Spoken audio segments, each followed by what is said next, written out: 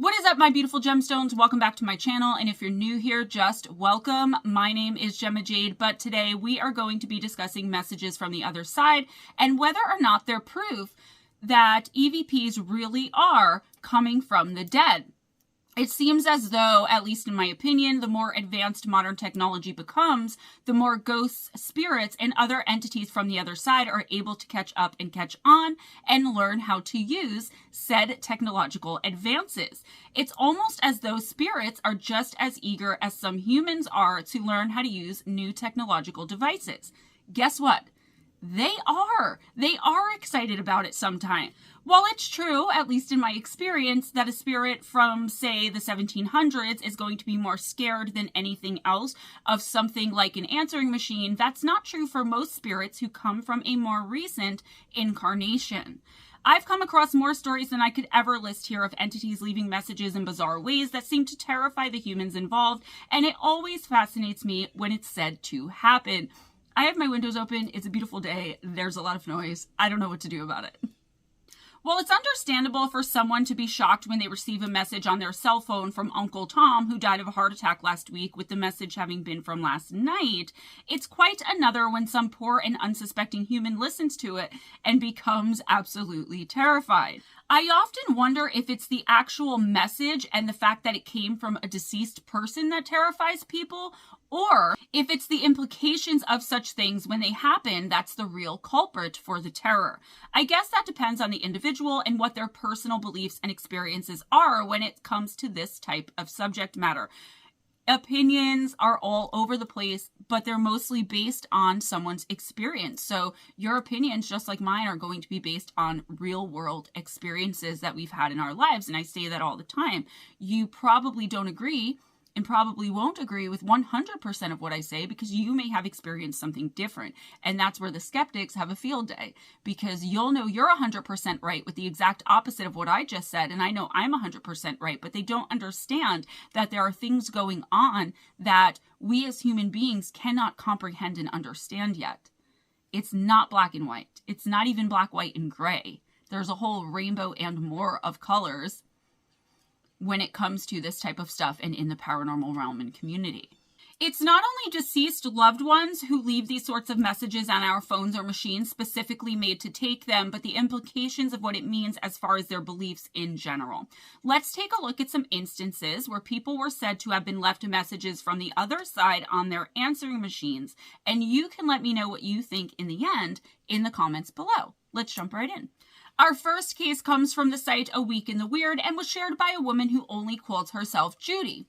Judy first claims that she was raised in what she believed to have been an extremely haunted house. One of the reasons she believes that is because she said her sister used to have random and sudden strange seizures where she would speak in tongues as though she were actually possessed. There would be strange displays of objects moving on their own, disembodied voices, and sounds, and a myriad of other somewhat typical haunted house type phenomenon happening all the time.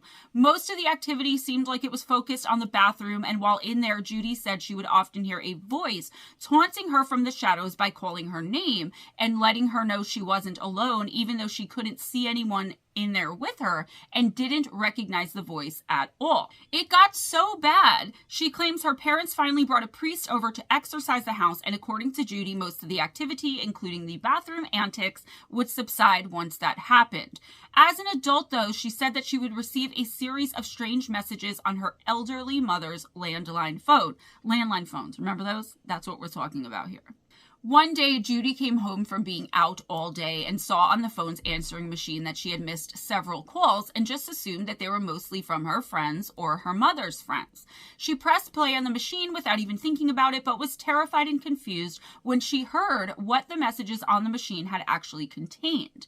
Low, unintelligible whispers and mumblings came through the line, and when she finally cleaned up the recordings, mainly by taking the static out of them, she could hear a man's voice incessantly whispering her name. I think this was reminiscent to her of what was going on in the house in the bathroom when she was younger. It wasn't just that one man's voice, though, and there seemed to be several different voices on there as well, all saying somewhat random and kind of bizarre things like hide, go to my house, and hurry. Of course, Judy was really frightened, and she took those messages as some type of warning that something bad was about to happen that she would need to hide from. Judy's daughter said she hadn't left them as a prank or anything when Judy asked her, so she went and asked her own mother if maybe she knew who had left them. So she was trying to debunk this being a spiritual thing herself, which I applaud that. Because honestly, that's the first thing that people are going to say. Is like, oh, it had to have been a joke. It had to have been a prank. At that time, her mother was elderly and had been home all day and said that the phone hadn't rang a single time, so there shouldn't have been any messages on the machine to begin with. The woman just couldn't figure it out, and though Judy didn't necessarily forget all about it, she tried to put it from her mind. Her daughter, however, was absolutely fascinated by it, and she said, quote, "The message is not static but seems more glitchy, but there is a dominant low voice that seems to say my mother's name. Judy at times. It's 50 seconds long and repeats. I brought my friends over because they love the supernatural, so we came over to see what we could investigate and to help my mother out because she's extremely religious and emotional. I figured out how to send the messages to my own phone and then uploaded it to my computer where I have some software that could enhance the sound clips. Every time I listen to it, I get shivers down my back," end quote. That's very interesting, but of course, there's no way of knowing if anything happened to Judy or her family where the messages would have been a warning because the story, of course, ends there. Since a lot of you have told me you like when I weigh in on these types of things, given my own experiences and abilities, I'm going to do just that here.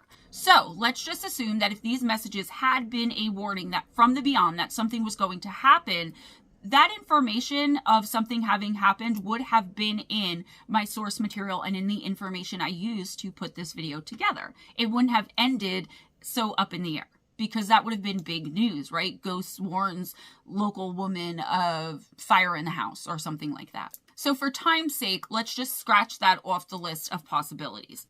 Now, if I were listening to something like this, it would depend on the tone of the voices and the vibration of them. That's something that's going to be a bit hard for me to explain as it's just the word that I tend to use when describing spirits' voices, and I don't think it actually has anything to do with how they're vibrating, except to say that they could either be neutral, lower, or higher vibrational. In my experience, it's almost always one of those three choices. Judy said the voices sounded demonic, but we have to take into account that she was deeply religious, and some religions believe that all spirits are demons because otherwise they wouldn't be earthbound. Now, most religious people don't know or don't want to hear that just because a spirit is here around you, showing itself to you, speaking to you, doesn't mean it's necessarily earthbound or fully earthbound. I'm telling you, you guys got to start sending your questions into my email. I'm just saying. So, I feel really bad for people who believe that all spirits are demons, but I do understand why they would in most cases. I have many guesses as to what could have been going on here, but I will state the main theory again for time's sake. Perhaps they were doing some work on the phone lines outside or on a neighbor's house somewhere, and somehow the line picked up some residual voices from something that happened on the land or in the home a very long time ago. This sounds to me like people having a conversation where they were frightened and trying to figure out a way to get away from something or someone, and that usually remains in the atmosphere, in the energy of the land or the home, long after the people whose voices they were have moved on. However, without knowing anything about where this took place or the land, I will say one more thing. This could have been spirits in the home because we already know that according to Judy, the house was haunted, who were having conversations amongst themselves about something that may not have had anything to do with Judy or her family. When spirits learn how to use a new device, we don't always know about it, so perhaps they had learned to use such things like phone lines and answering machines and things like that. And the connection just didn't disconnect as the residual or actual spirits and energy kept on talking about whatever they were talking about. These are, of course, just shots in the dark because without speaking to the spirits in the home, which is, of course, what I do best and how I would figure out what's going on in real life, I can't possibly know anything more than anyone else could and need to just make the most educated guess possible as a professional in this field. However, I will say that hearing something like this when you aren't used to hearing the voices of spirit, and especially when you are super religious and think everything is demonic, can be very nerve-wracking and terrifying. My heart goes out to poor Judy, and I hope she got the activity in that house under control or got out of there so that she and or her mother didn't have to deal with it anymore. That's the best thing to do when you don't know what's going on and you're scared. If you can, get out. So a Reddit user named Jackknife Trailer said he had a similar experience in the 90s when he was living with his now ex-girlfriend, with whom he had been having issues with while in the home at the time. He claims this woman was a psycho, and after a particularly terrible argument, he just packed up all of his belongings, which included the digital answering machine they both used, and got the hell out of there. He moved out and things started getting really strange almost right away for our witness. He said, quote, "One day when she found out I was seeing someone else, she left about 80 messages on that machine I mentioned earlier, lasting several minutes each." And I mean, she really let her inner psycho out. Really messed up, hysterical, angry, terrifying, emotionally intense stuff. Sometimes she had a paralyzing emotional intensity to her, which is one of the reasons I had to leave her in the first place. Continuing, I listened to the first few seconds of each message. It would tell me the duration of each message before it played to feel it out and then skip/delete. I avoided the hell out of her after that, or so I thought. Turns out that when I would receive other messages, frequently that message would cut out somewhere in the middle and parts of the psycho messages from the ex would start playing. Not just any part though. The really emotional, scary parts. Some parts I didn't even remember hearing, remember skipping or deleting. Never a mundane blah, blah, blah. These were like terrifying, psychodramatic sound bites. It became a nuisance when I would miss parts of important messages. Sometimes the regular messages would pick up where they left off. Sometimes they wouldn't. It didn't always happen. It was completely at random. Sometimes days or weeks would go by, then it would just crop up and start again. I cleared all messages, changed the greeting, put in new batteries, did a factory reset, but nothing seemed to affect it, and the problem persisted until I couldn't take it anymore and I threw it away. And no, in case you were wondering, I'm not like schizo or prone to hearing voices or anything like that. This incident was a one-of-a-kind in my life, end quote. So, I included this one because the ex wasn't deceased when her intensely emotional messages were bleeding through into the guy's other regular everyday messages. There's never one reason for any of these things of what it could be, and I'm just taking my best shot in the dark to try and give a reason why they could be happening, even though the list goes on and on for why it could all be. I was immediately thinking that the emotions in her were possibly taking on a life of their own, and for whatever reason, they were haunting this man. That does happen, you know. It really does. I was also wondering if the ex was perhaps a witch or someone with abilities who either didn't know it or didn't know how to deal with them, because those are both great reasons as to why it could have all been happening as well. However, maybe it wasn't paranormal or supernatural at all, but there's really no way to ever know for sure. The possibilities are literally endless. Most of the time when answering machines and voicemail messages are involved, it's the spirit of a deceased person the recipient knows and they're, for whatever reason, trying to reach out and get a message to that living person. That's what happened to Reddit user SaltyPanda93. According to them, about a week after their great-grandmother had passed away, something strange started happening with the answering machine. He or she was visiting his grandparents and giving condolences when they would say what happened, quote, "So about a week after my great-grandmother passed away, I was over visiting with my grandparents and we were all sitting around talking as usual with nothing out of the ordinary happening. Well, suddenly their landline phone rings and the number on the caller ID shows no name and only the number 000000000. My granddad jokes this joke that he does when he gets a weird call from some number he doesn't recognize and says, 'I don't know anyone named 000000000,' and let the answering machine get it. So a minute later, it shows that the ominous number left a message on the answering machine and we play it. As the message plays, there's about 10 seconds of static noise, like someone has a bad connection, and then it stops and we hear a woman's voice say, 'I love you.' And we all immediately turned and looked at each other and didn't say a word. A few more seconds of static followed those words and the message ended. We all recognized the voice as belonging to my great-grandmother. What adds to my belief that it was her was that she had this weird thing where she would never say the words, 'I love you,' to anyone. She was a sweet lady, but something about those words she would just never say, even if you said them to her first. So I believe she regretted that and needed to pass that message along to my granddad. Nothing else has happened since, but I will always remember that experience," end quote. So Salty Panda 93 basically figured it out for himself. The most likely reason why this happened. The static is just interference from whatever energy the spirit chose to use in order to be able to get the message through, and isn't all that unusual. And in fact, it's very common in messages left on the phone, on the answer machine, and in other places too. Guys, think of EVP recordings that you get on purpose with a special recorder and how that sounds before you clean it up, and you'll understand exactly what I'm talking about. That gosh darn static that you so desperately need, but that makes it so you can't figure out a freaking thing that's coming through afterwards until you clean it up. So there's another option here too, though, that I was initially thinking of, and that's if she didn't say it in life, it is unlikely she would be saying it in death unless she had that really deep sense of regret, but spirits don't usually cross over with regret, right? Maybe she was doing it for them, knowing they needed to hear it. I don't know. It's a little far-fetched for me, but I can see why someone who doesn't know any better would think that. And if that gave him comfort, I'm glad, and I hope he doesn't see this.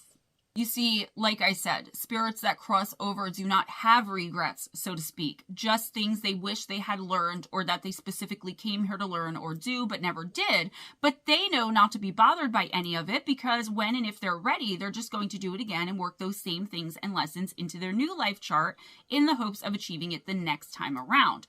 I was wondering, and this is just a thought, if maybe a demonic entity was messing with the family there. But there seems to have been no other activity related to this event, or as far as we know, anything else surrounding the family. So it's highly unlikely, because when those types of entities make an appearance, it's definitely for a reason other than to leave a sweet message that brings the family closure. Another one from Reddit, this one from user Electric Monk, is similar but deals with his recently deceased grandfather. Before the grandfather had passed away, he had lived with the Electric Monk's mother. Most likely she was his daughter, but the source material doesn't specify that fact. But he was sent away to a nursing home not long before he passed away. However, it seems like the old man really wanted to get a message to his family at least one more time after he died. The Electric Monk explained the experience by saying, quote, "Yesterday, as I was getting ready for work, she handed me the phone and told me to listen to a message on it. Tell me who you think that sounds like," she said. It was just a man saying hello, and then a few seconds later, hello again. Simple, but it was unmistakably the voice of my grandfather. He had a very distinctive voice. It freaked me out. It wasn't like a questioning, "Are you there?" type of hello, but like a greeting. Hello, hello. It sounded slightly distorted. I want to say metallic, question mark, in a way, but was clear. It gave me the chills. My mom said she had been watching TV when the phone rang. She didn't recognize the number, so she let it go to voicemail. She heard the voice and froze, and then a second later heard two soft bangs from the lower level. I was freaked out about this all night. My dad wants to write it off as a scammer. I don't think it was. I got serious chills when I heard it, and I don't get chills from anything, end quote. So just a friendly grandfather letting his family know he was okay and that he was with them, apparently based on the knocking sounds they heard in real time as well. I think it's sweet when spirits do this, but it does take some effort on their part, and they have to have passed without much unfinished business or stress in their lives in order to be able to immediately do something like that too. As far as scammers, I mean, I'm not mocking this guy's dad because I get it. I know a lot of non-believers, but a scammer, was the grandfather like some famous person? Like who would do that? Knowing it could possibly cause pain and bring up all of these lower vibrational emotions. It's not going to be a friend. It's not going to be a family member. I don't know. That just is weird. I don't know. It's such a skeptic thing though, guys. And you guys know how I feel about the skeptics. So I got to make fun of y'all as much as I can, you skeptics, because you're always making fun of me. Yeah, that's right. So like I was saying, in order for them to do something like that and use that much energy and effort, they had to have passed without much unfinished business or stress. Otherwise, they go through an isolation on the other side where, depending on the trauma, stress, unfinished business, etc. that they're dealing with, that they passed over with, they are kept until their soul recovers. So this should have also told them that he was doing well and able to enjoy his afterlife in peace immediately upon crossing over. I think that may be why we don't hear of immediate visits, whether physical or through electronics, as much as we used to in this field, honestly, even though it does happen. And that's because we tend to put so much stress on ourselves when we pass away. We can't help but have a lot of it still clinging to us. It honestly depends though, guys. And I can't say one way or another, like what is most common, because it's different for every case. I found an instance on a site called Ghost Village that came from a witness named Margaret Hawk, who lived in Knoxville, Iowa, not Tennessee, Iowa, when she had her experience where she said she was contacted in this way by her deceased father. Margaret had stepped out of the house just seconds before the call came in, according to the time on the answering machine, and she just managed to miss it. She thought it was very eerie, but said things would get even eerier. I was just to point out before we go any further, because she also acknowledged exactly what I was about to say in this one, that a person, when they pick up the phone immediately and they hear constant static and rumblings, they'll hang up without a second thought. So the timing doesn't really seem so eerie to me. And in fact, I think most of the spirits who reach out or communicate in this way know the best way to do it is to leave a message so that they don't get hung up on because of all the static and background noise. The energy it takes to do something like leaving a voicemail brings along with it. Anyway, Margaret said, quote, I was in such deep mourning after my father passed that when I would cry at night, my back would arch up off the bed. I've dealt with people dying many times since I am a registered nurse. I accepted death as a part of life and knew that the patients had an afterlife. But when it was my dad, it was different. When I listened to the message several times, I could smell his distinct body scent. Sometime later, my doorbell chime began playing the Westminster chimes, which it is incapable of doing. My dad was a jokester. He had my husband and I running all over the house trying to figure it out. My husband kept pushing the doorbell to try and make it do it again, but it only happened when Dad wanted to have some fun. I know I heard his voice under the wet sounds, but others are dumbfounded by the recording. They can't hear his voice. I believe that my father had to use a lot of energy just so he could call and comfort me that he's still around. Of course, I still miss him, but I talk to him as if he were right next to me. He proved to me that he really does still exist, end quote. I tell you guys that all the time. Talk to your deceased loved ones as though they're right next to you, because if they're not in that moment, they will be once you start talking so they can listen. So the dad probably either couldn't for whatever reason or didn't want to actually show himself, but he let her smell his familiar scent while she listened to the recording. He also played a practical joke, which is another way you can be sure your loved one fully crossed over and is at peace when they make and take the time to do things just like that, just to let you know that they're there. Since she was in such deep mourning, I'm sure he knew that although she thought she would have been ready to see him appear right there in front of her, he knew better, being able to read her energy while in spirit, and he did the next best thing so that she would know it was really him. Let's move now to a fairly well-known and well-circulated instance that happened to a man named George Meek. It happened in 1994, and the reason it's so well-known and widely circulated is because George is, or at least he was at the time, a paranormal investigator. So he was fully equipped to deal with something just like this, and in fact, it more than likely helped his career in research very much, provided he looked more closely at and into the whole thing, the whole occurrence. George said that he received a message from a deceased colleague named Konstantin Rodiv. Both Konstantin and George had not only been paranormal investigators, but they specifically investigated the phenomenon of EVP recordings. That's when spirits of the deceased and other entities' voices are caught on audio tape, as most of us know by now. Now we have special recorders for this, but I don't know if they existed back in the 90s, and I remember people using plain old tape recorders to try and get spirits to speak and communicate with them. These two men made it their life's work and mission to gather as many disembodied voices on tape and prove for once and for all that the afterlife does exist. Obviously, they didn't meet their goal because we still have, and I guess we always will have, skeptics and non-believers, no matter how much evidence we present from this community.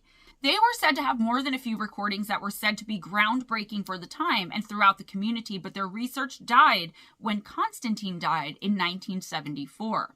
20 years later, in 1994, George Meeks claims that he started receiving all sorts of electronic communication from his long-deceased friend and colleague. Phone calls, emails, messages on the answering machines, and even faxes were all ways in which he claims to have been contacted by the spirit of the dead Konstantin. I personally think it is awesome that someone who dedicated their life to the research of EVPs and trying to prove their validity in this community and to the world at large would come back and communicate through those same things which he was studying and investigating for most of his life. You can find the messages on the internet if you look them up, because George Meeks recorded all of them successfully, and he or someone else uploaded them for posterity. What do you guys make of the cases that I just listed for you all? What do you think personally of EVPs in general? And are you a skeptic or a believer of the afterlife in general? Where do you fit it into the grand scheme of things regarding the paranormal community? Yeah, those are real brain benders there, huh? But I want to know. A lot of you have been sending comments about experiences you've had or asking questions about certain things that have been or are happening to you in the comments. Please email them to me so I can use them for listener encounters if you'll allow me to, or if you just want to talk personally and privately. Many of you have contacted me through text, comments, or email asking me to talk about life as a medium, to talk about the spirits and how it all works and things that I do and things that I deal with on a daily basis. I spent my entire life shoving that down and not talking about it. And I would love to talk about it. And I would love to tell you guys every single thing there is to know. But you got to help me out by giving me specific questions. And I'll do it in a shorts format. And I'll do it in a live stream format. And I'll do it in video format as well. I needed ideas for shorts. And a lot of you guys were like, talk about that. Duh, you're a medium. Talk about it. Yeah, I need to start with questions. I need to build myself up to it. So if you guys want to hear about it, if you guys want to help me out, send me some questions like about maybe the afterlife or how spirits do this, that, the other thing, and any questions you guys have. And if I can answer them, I certainly will. Please do that for me. I love hearing about your guys' encounters and things that are happening to you all, but when you put it in the comments, I lose sight of it. Even if I screenshot it, sometimes I end up accidentally deleting it, or I don't know. So just email them to me and I'll be able to better coordinate them and be able to address them and talk about them, whether privately or publicly, depending on what you choose. Let me know in the email if it's okay to use it as a public story or on a public forum.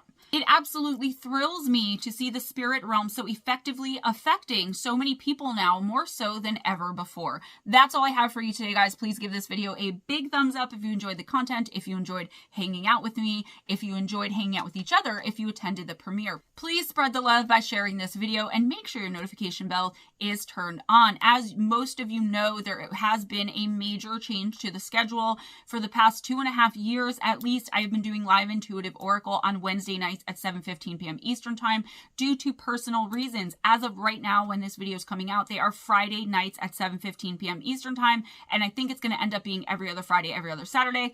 But on Friday night, 7:15 p.m. Eastern time, come on into the channel and see myself and Ghost Dragon ZW. I am going to give you a 1-card intuitive oracle reading to bring you in, tell you what your next week or two is going to be about, or maybe talk about something that's going on in your life. Come on in by 10 o'clock Eastern time so that you can get your name put on the list if you want a reading. Personals, 7 to 10 cards for the month, if you reach out through email, text, or in the comments, are only $20.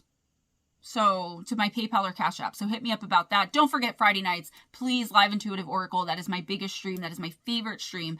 And I really don't want people to lose sight of that stream. People that have been coming in for years, or all of the amazing new subscribers I've gained over the last couple of months. We're still figuring out the rest of the schedule for the week, but you will have some time with the Paranormal Pixie, at least an hour every other week. And you will also see Ghost Dragon ZW twice a week as well. We're just, figuring it out. He'll still be there on Saturdays at midnight with Midnight Vibes doing replays of my old cringy and awky videos before I really knew what I was doing and when I was too terrified to even talk about my abilities and just spoke about everything paranormal in a general sense. The link to jivecreations.com to get Gemma Jade merchandise. Guys, the merch helps me out so much. We kept it super inexpensive. It all includes shipping. I just want to get my name and brand out there. Okay, I'm sending gifts to whoever are the first 15 people that purchase merch. I think I have 3 spots left for that. I'm also doing a giveaway of a hair clip and possibly a ring that looks something like this. Yeah. To donate to the channel, PayPal, Cash App, my Amazon wish list gift link, all in the description box, and links to all 3 of my books: Missing the Fae Theory, Encounters with Evil, 101 True and Terrifying Stories, and my newest one released in November of 2022, Shadow Entities, Sleep Paralysis and Beyond, on Amazon, Kindle, and paperback versions available in the description box. Please check those out if you want a signed copy. If you have questions, comments, if you want to send in your experiences with the paranormal, supernatural, extraterrestrial, otherworldly, questions for me to do in short format or in a live stream about spirit, how it works, what it's like on the other side, whatever it is, if I can answer it, I will, and it'll help me with content. Guys, speaking of shorts, really quick before I go, please go and show the shorts some love. I am awkward. I am uncomfortable. I haven't found my niche or my groove there yet. But the more you guys support me and watch and tell me that I'm doing great, kind of like a little kid, you know, the more I will branch out and venture out with the shorts. They've gotten me so many more views, but I've also gotten a lot of hate. So I need my gemstones to kind of reel it in and let me know, you know, if you have opinions on how I could be doing better or something better that I could be doing, or if you like what I'm doing, guys, let me know. Help a gemstone out. All right. I don't even know what I'm talking about anymore. I am so tired. So guys, be kind to each other. It doesn't cost anything. Always be kind to yourselves and never accept anything less than others being kind to you. If nobody told you today, you are amazing, you are perfectly imperfect, because that's how you are supposed to be in your human experience, a spiritual being having a human experience. If someone doesn't support you, treats you like you're less than, makes you feel bad about yourself, you may want to be reconsidering those types of relationships, because those people are not meant to stay in your life for any long amount or period of time. Some people we are just meant to meet, learn lessons from, and break away from. If no one told you today, you're beautiful, you're amazing, you're awesome, you can do it. I believe in you. I'm here for you. Always go in grace. Smile at a stranger. And I'll see you guys next time. Bye.